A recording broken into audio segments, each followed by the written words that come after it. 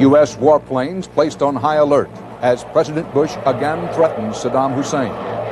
A critical report card on the greening of America. And big questions about an airport meltdown and a telephone company blowout. This is the CBS Evening News. Dan Rather reporting.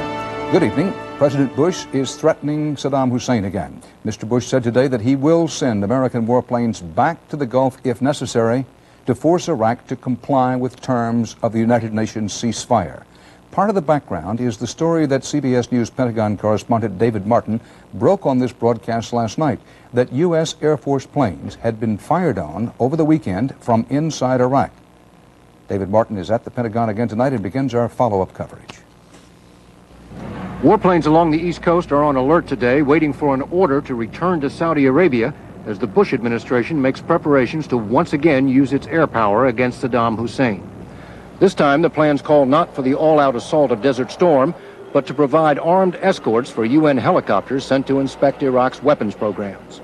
Iraq has been interfering with those inspection flights, and President Bush says he's fed up with Saddam. He's not going to question our resolve on this. He knows better than to take on the United States of America in this regard. So there's no point threatening. We just do a couple of things and then make certain demands, and we think they'll be complied with. On alert are F-15 and F-16 jet fighters, armed helicopters, and the refueling planes that go with them. About 60 aircraft in all. That would roughly double the number of U.S. warplanes still left in Saudi Arabia from the Gulf War.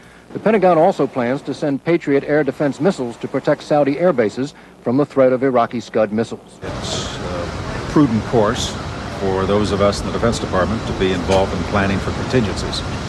And that's exactly what we're doing. The president's national security advisor said the operation could be called off if Saddam stops interfering with the inspection flights. There's been no execute order, and if he will comply with the UN resolutions, there won't need to be an execute order. Iraq's ambassador to the UN sounded like he is at least willing to talk. If anyone would like to reach really a constructive agreement, it is possible. I must strongly protest, and I emphasize strongly. The confrontation has been building since June, when UN inspectors were barred from visiting a site believed to be part of Iraq's nuclear weapons program. While the UN inspectors were stopped at the gate, the Iraqis trucked suspicious equipment away. Then Saddam backed down just enough to avoid military action, and President Bush thinks he'll do so again. And I don't think it'll come to that. I think the man will see that we are very serious about this, and he will do what he should have done in the first place. The president has set no deadline for Iraq to comply, but if Saddam continues to stonewall, Pentagon officials say it would take less than a week to begin the escort operation once the president gives the order. Dan? David Martin, live at the Pentagon. Thanks. Joining us now from our Washington Bureau, and we're glad to have him back, is retired U.S. Air Force General Michael Dugan, a CBS News consultant on military affairs. General Dugan, good to have you back. What kind of aircraft would we use, and what kind of targets could be hit should the president decide to do it? Given what the president has said, Dan, I think the first kinds of airplanes that would be important and be useful would be helicopters. Helicopters to bring the teams in are available now. They've been provided by a number of countries. But armed escort helicopters like Apaches would be very helpful. Those are the best kind of escorts. Then beyond that, to back those up, you'd see a mix of F-15s, F-16s. I think AWACS airplanes to provide additional coverage would also certainly be useful. General Dugan, what's your instinct as a career military officer? Is this going to lead to a renewal of hostilities, or is it on both sides or either side a kind of high-stakes bluff? I think that the United States has maintained since last August great credibility by our policy and by our military steps in this region of the world, and I think President Bush means to maintain that same degree of credibility today. I think, as he said, he's fed up, and he means to shut this off. Will it lead to outright hostilities? Perhaps not, but we need to have the clout, and we need to have the will to employ that clout, if necessary, in order to maintain that credibility. We have enough ground forces there to back up any airstrikes? The ground forces are rather modest, certainly compared with what we had there back in January and February. And once you pursue one of these lines of attack, indeed you need to protect the forces that you bring in with Patriots. You need to protect the Patriots with some additional support forces. And so a great deal of potential ground force is probably on the list of options that are being studied. General Dugan, thanks a lot for being with us. Now, for context and analysis, we bring in our veteran CBS News Middle East correspondents Bob Simon in Tel Aviv and Alan Pizzi in Damascus, Syria. Good evening, gentlemen. Bob, how are the Israelis reacting to this move by President Bush? When the Americans beat the war drums against Iraq, Dan, it is music to Israeli ears. The Israelis have been leaking intelligence reports about how much of Saddam's arsenal remains. They like reminding anyone who might have forgotten that they, the Israelis, are in the firing line if and when Saddam opens fire again. But most important, the Israelis would like to see more American anger directed towards Iraq right now and less towards Israel. The loan guarantee crisis was not resolved by the Baker visit. There are signs, in fact, that it could be escalating. Gunfire in the Gulf would provide a diversion from this, if only temporarily. Dan? Alan Pizzi in Damascus, what does this tension, this new tension with Iraq, do to the prospects for the Middle East Peace Conference? Dan, it doesn't hurt them very much, but it doesn't help. The Arab leaders don't particularly want to see American troops in action again because that might smack of vindictiveness against Saddam, and their own people wouldn't like that. They had a hard enough time keeping things quiet during the Gulf War. The problem is that the Arab leaders would like to see Saddam humiliated. It was kind of summed up tonight when Farouk al-Shara, the Syrian foreign minister, in a press conference with Secretary of State James Baker, was asked if he would support U.S. troops. He said that the Iraqis were not complying with UN resolutions, and they should. Asked specifically, would he support the troops? He maintained an icy silence and then said he had answered the question. I think the answer is the Arab leaders, would like to see Saddam humiliated. They don't want the peace process interfered with, but none of them are going to go on the record and say, let's go and get Saddam, even if they want the U.S. to do it. Dan? Alan Pizzi in Syria, Bob Simon in Israel. Thanks. President Bush's new threat had men and women of the U.S. Air Force scrambling to gear up today for another possible round of action. Their families and friends were starting another bout of nerves and another round of questions about why didn't we finish Saddam when we had the chance. Aaron Hayes is at an Air Force base in South Carolina. Aaron? Dan, I am at Shaw Air Force Base, where officials aren't telling families whether or not they can expect another deployment because they say they just don't know. But people we talked to in town today said that's how it was the first time, and they're worried. Sumter is a town that knows quite well the effects a deployment can have. During Desert Storm, times here got tough. Nearby Shaw Air Force Base was nearly empty during the war, and news of a possible second round wasn't greeted easily today by families of airmen. My alarm clock went off and I woke up to that, so I was like, great, this is not fun. It's very nerve-wracking. We don't want it to happen again. Memories of last year's deployment still hurt. See these goosebumps? It's sad because a lot of our friends had to go. It was difficult to go through the first time. Any of us want to go through it again. Babies being born, husbands couldn't be here. At a local garage, talk today was split. There were worries about the town's economy getting hit a second time. We lost a lot of business, and business was real slow. Others say, though, it may be a sacrifice they're willing to make. Well, I'm like everybody else. If we go again, we don't need to stop and play around. We need to go ahead and get it over with, period. That's the only way to do it. Just like Vietnam, they played around and didn't accomplish anything over there. At Shaw Air Base, they're practicing and will continue through the night. They say no orders have come yet for a second shot at Iraq. We can do it again if we have to, so I just hope we don't have to. Right now, Dan, we're told today's flying practice is routine, what they do here every day, that nothing has changed at Shaw Air Force Base. They're just waiting for word. Dan? Aaron, live in South Carolina, thanks. Still ahead on tonight's CBS Evening News. President Bush, the re-election campaign and the environment, the photo op and the record. And later, the men and women who feed America, but can barely feed themselves.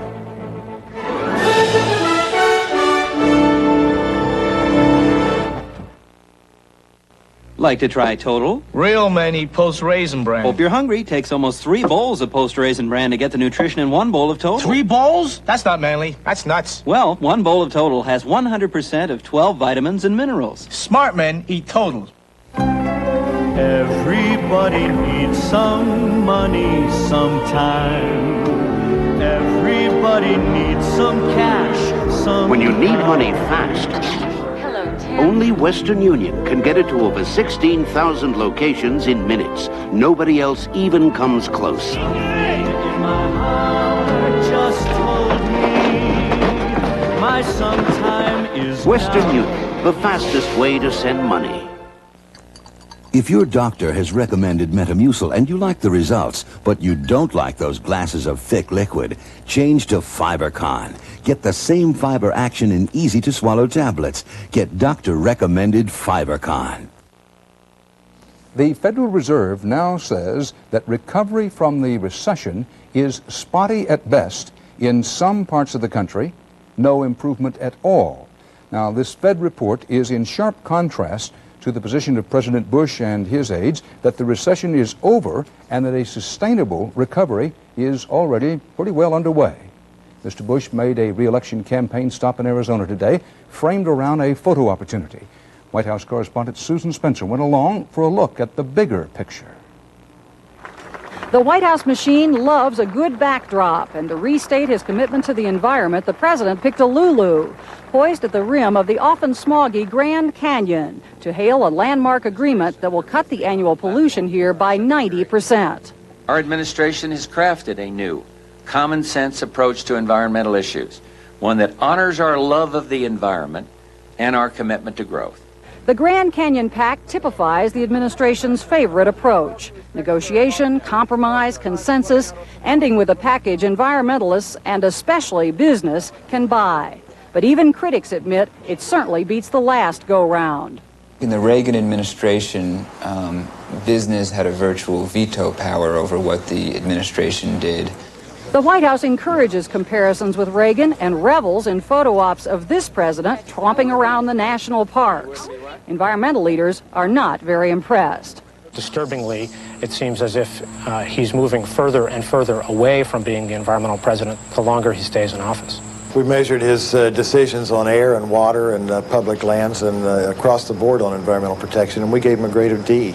On specifics, the president does get some high marks. Environmentalists praise his push for the Clean Air Act, for agreements on acid rain and less polluting gasoline. They laud the appointment of William Riley to head the EPA and the ban on the import of ivory.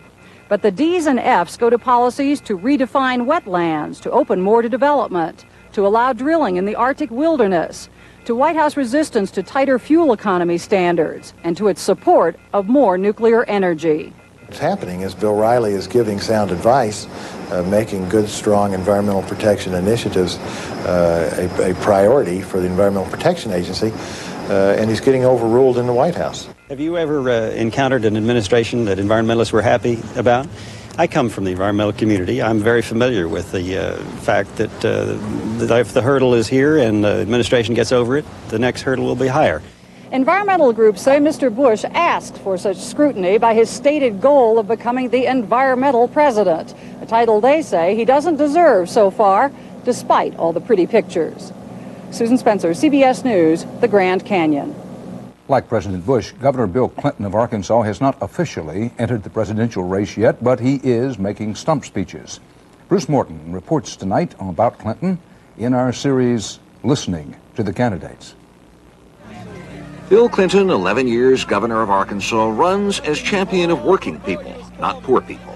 You have working people today that are working harder than they were 10 years ago, spending less time with their kids, with less money to show for it. And I'm sick and tired of seeing people like you do the best you can and work your fingers to the bone and being deprived of the opportunities you deserve because we have refused to do what every smart country in the world does. Save more, invest more in the future, take care of our kids, take care of our health care problems, and meet the competition economically. He calls, like other Democrats, for rebuilding the country's infrastructure. And we've got to invest in things like roads and airports and ports and bridges and streets that make a country strong. But running as a centrist, he insists a federal government program is not always the answer. Sometimes, he says, it's up to individuals. That's why I like the welfare reform bill that requires people to move from welfare to work. That's why I think you cannot be too tough on child support enforcement. I think it is an abomination that so many people believe that they can bring children in the world and leave them for the government to raise them. And he emphasizes roles for individuals as well as government. National service in exchange for college, for instance. We should finance a college scholarship for anybody in this country if they'll give something back to their country in national services, teachers, as policemen, as nurses, in the jobs that we need done in this country. That's an opportunity agenda. Clinton stresses problems at home. I want our country to be involved around the world, but there's something wrong when we can give $5 billion to the Middle East, but the president can't find $5 billion for the unemployed in this country, or $5 billion to give every kid in Phillips County and throughout the United States a chance to be in a Head Start program. Bruce Morton, CBS News, Washington. Our special series will continue tomorrow when we'll listen to the speeches of Senator Bob Kerrey of Nebraska. Stay here with us now for more from CBS News. Next up, America's vast communication system.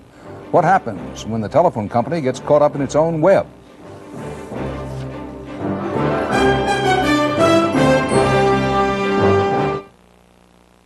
You know, there's nothing square about prunes. These Sunsweet pitted prunes are not only irresistibly sweet and bursting with flavor, they're also perfectly round. Only one prune tastes Sunsweet. Doctors know there's a flaw in eggs. They're high in cholesterol, and diets high in cholesterol and fat can contribute to heart disease.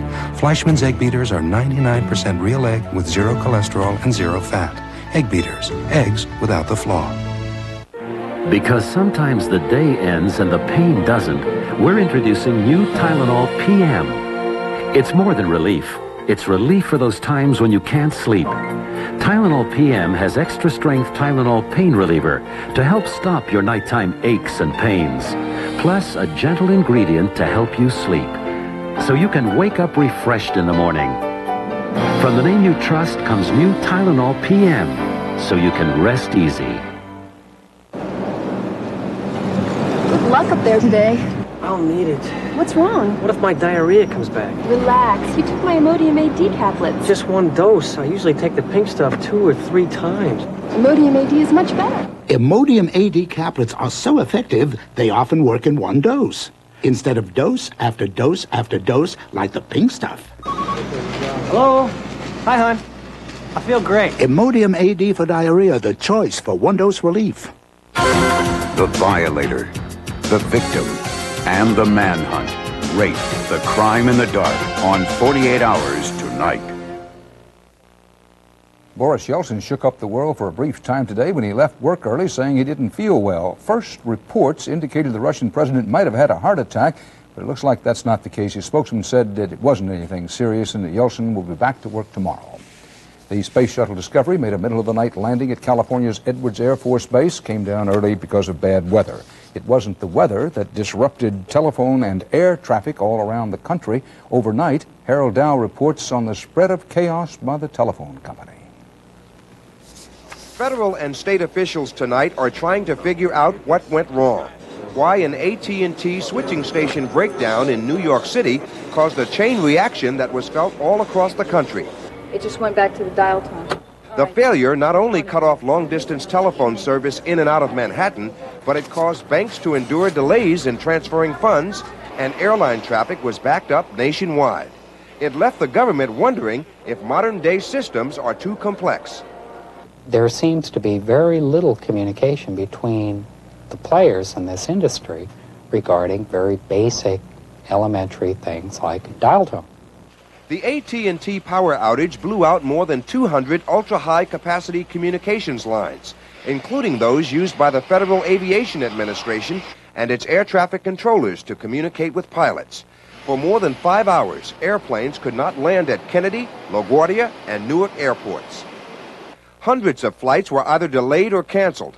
Airports in Boston, Chicago, Philadelphia, Los Angeles, Atlanta, and Minneapolis-St. Paul all affected, leaving thousands of travelers both without wings and without long-distance phone lines to notify loved ones. You know a better way to get there? You know where the train station is? I'll be home in half an hour. We're all connected. AT&T likes to boast that since deregulation, its services have gotten better. But in the weeks ahead, federal officials say they may be making some phone calls to AT&T and other telephone companies to put them on notice. Reliability is an issue the government takes very seriously. Harold Dow, CBS News, New York.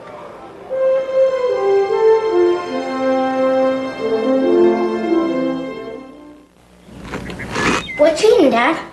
Kellogg's 19. A breakfast of 19 vitamins, minerals, and other essential nutrients. You want some? No. Some people go to great lengths to keep the great hearty taste of Kellogg's 19 all to themselves. So if you've never tried it... Kellogg's 19? Ew. That suits them fine. Kellogg's 19. Really great taste in disguise. The experience of buying a $60,000 car is, to say the least, different. You get to walk around a showroom without looking over your shoulder. Nobody makes you have a conversation you really don't want to have. And you're given all the time you need to make your decision. It's a pretty nice way to shop for an automobile. And it feels even better when the car you're looking at costs around $12,000. What a feeling, feeling fresh. Fix-It & Fresh has a crisp, clean feeling and a stronger hold than any other cream adhesive. A fresh feeling and stronger hold are two great reasons to fix it and forget it. When you're all stuffed up and use an ordinary nasal spray, it drips into your tissue where it can't help you breathe. But not Sinex Ultrafine Mist. Its medicine stays where you need it, so you can breathe the way you want to. We don't drip down, we clear up. I'm Harry Smith. Are you all revved up for the new car year? We'll show you 1992's hottest new models tomorrow on CBS This Morning. It's breakfast for your head. The fruits of their labor are on your kitchen table, but chances are you never give them a thought. Migrant farm workers. In some cases, overworked, underpaid, and forced to fight over jobs that pay even less than they did 10 years ago. John Blackstone reports tonight's Eye on America.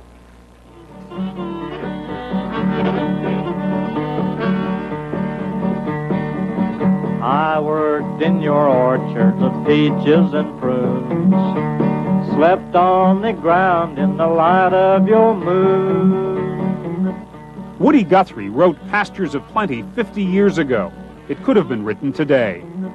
On the edge of your city you've seen us, and then we come with the dust and we go with the wind. Let me tell you, this is the final proposal. The company says this is it. There is no more. Take it or leave it. I asked him for more money. He said no. And his answer to me is, you get somebody else who's paying more money, I'll pay the same money he's paying. It's hard to believe, but Pete Maturino, the leader of a small, struggling union of agricultural workers, has negotiated a good contract, even though his workers are giving up more than they are getting. On the holidays, you guys had 5 holidays. Now he only wants to pay 2. We're at the point now where the employers have gone too far. The employers have brought down the wages too far. There is no benefits, and the people out there, they can't stand it anymore, and they can't take it anymore. Growers who once hired workers for a whole season now increasingly deal with contractors who supply workers on demand, sometimes for a few days, sometimes for just a few hours. The overwhelming majority of those who work on California's farms are not American citizens, which has led one researcher to call them an invisible society, outside the concern of most of us. I need to work. I had to pay the rent, and I had to pay my bills. I had to find a work or to work. For many, the scramble for work begins here. 5 o'clock any morning, a parking lot in Salinas, California. I noticed they don't ask how much they get paid. No, they never. They just say you have a job, work. Yes. They don't ask for, how much is it. They just go.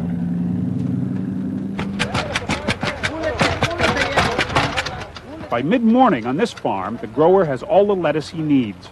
The workers will get just 4 hours' pay today, $22 for their toil. Ishmael Solis is the contractor who hired them. People like it.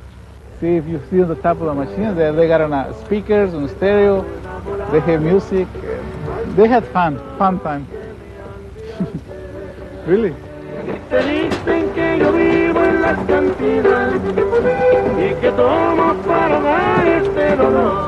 A labor camp for migrant farm workers. Those who live here are the lucky ones. This summer, California farm workers were discovered living in caves, the only home they could afford while harvesting America's food.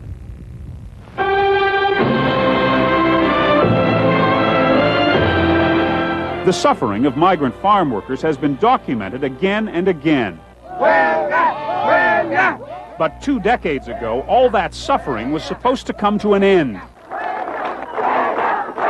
Cesar Chavez of the United Farm Workers took on the growers, and much of America joined him in the fight.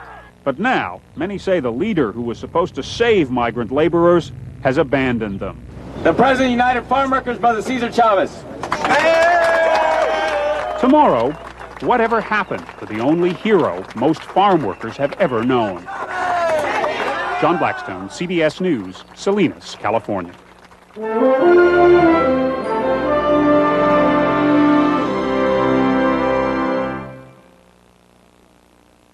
Ask Angela Lansbury about aspirin-free Bufferin AF Nighttime. Angela, there's something new here. Bufferin AF Nighttime?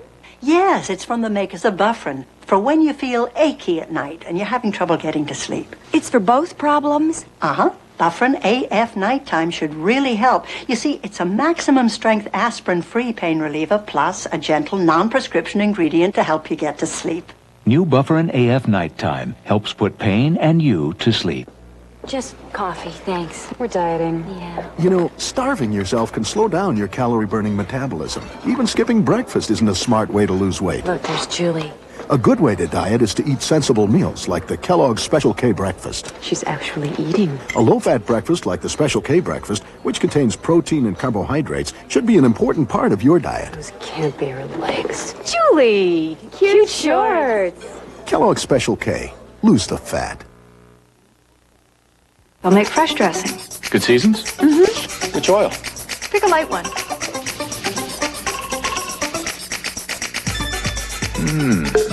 Dressing's great. Good seasons, you make it fresh, you make it best. We bake pearls made of denture material in this blueberry pie to prove how powerfully Efferdent, America's leading denture cleanser, removes this tough stain, even in between. Efferdent, stronger than stains. Good luck up there today. I'll need it. What's wrong? What if my diarrhea comes back? Relax. You took my Imodium AD caplets. Just one dose. I usually take the pink stuff 2 or 3 times. Imodium AD is much better. Imodium AD caplets are so effective, they often work in one dose, instead of dose after dose after dose like the pink stuff. Hello? Hi, hon. I feel great. Imodium AD for diarrhea, the choice for one-dose relief. With the situation in the Middle East being what it is, let's review tomorrow's headlines. President Bush puts U.S. Air Force units on alert as he again threatens Saddam Hussein to comply with terms of the UN ceasefire. The president says the planes could be used to escort UN helicopters searching for hidden Iraqi arms. The president says he is not setting a deadline and he does not expect to go back to war. This CBS station will have more on the story early and late.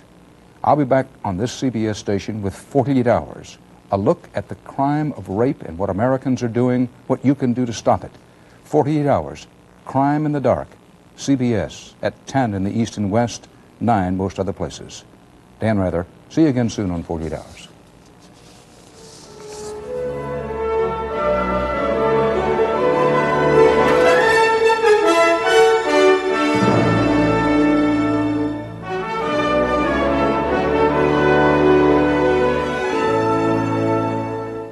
This is CBS.